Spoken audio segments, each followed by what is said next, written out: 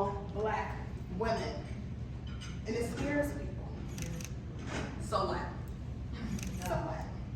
Never shrink yourself to allow a person to not feel insecure around you. When you let your light shine, and you might know this quote, when you let your light shine, you unconsciously empower others to do the same. Now, we gotta quickly give credit when it's due. We thrive because of the women who have paved the way for us. And that's because of women who are currently working to enforce change. Women like Congresswoman Lisa Blunt Rochester, please stand up.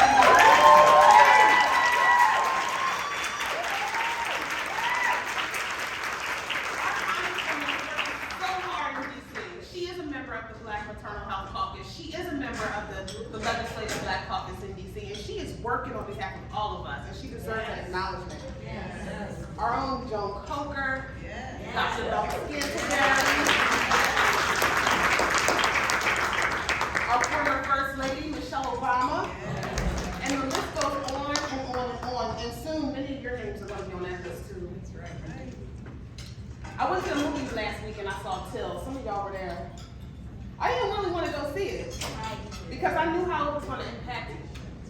But I felt like I had to see it. I felt like I owed it to Emmett, I owed it to Mamie, I owed it to my great-grandmother, and I owed it to so many others that I had to at least sit through it because that wasn't as bad as actually going through it.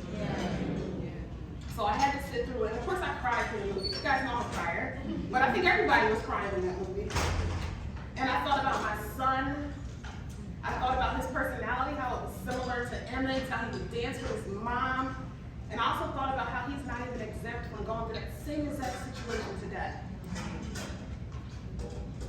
When George Floyd was murdered, how many of y'all found yourself sitting alone crying to yourself? I used to hide in my bathroom and cry. And I hid in my bathroom because I didn't want my family to see me crying. Because I didn't have a reason, I didn't know why I was crying. I was crying in that moment, and it was so heavy. And I think it was like that for all of us, or at least most of us. That murder traumatized all of us. And we suffered in silence throughout it, because we all know that after we get ourselves together, we have to put a smile on our face, we have to face the world as strong black women, go back to work and smile like we're not affected. Though we haven't even healed. We haven't healed from Trayvon's murder. Mike Brown, Eric Garner, Tamir Rice, Alton, Philando, Breonna Taylor, Dante Wright, Lamont Moses, and the list goes on and on. The public lynchings go on and on. And we're still healing from black women whose bodies were used as experiments for reproductive health. We're still healing for the women whose babies were snatched away and sold.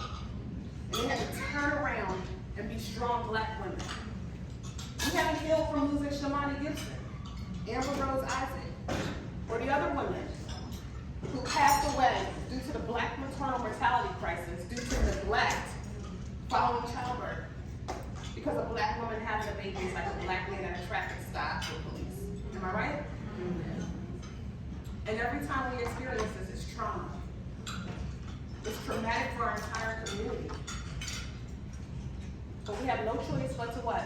Be that strong black woman, pick up the pieces and go on, and it takes a toll on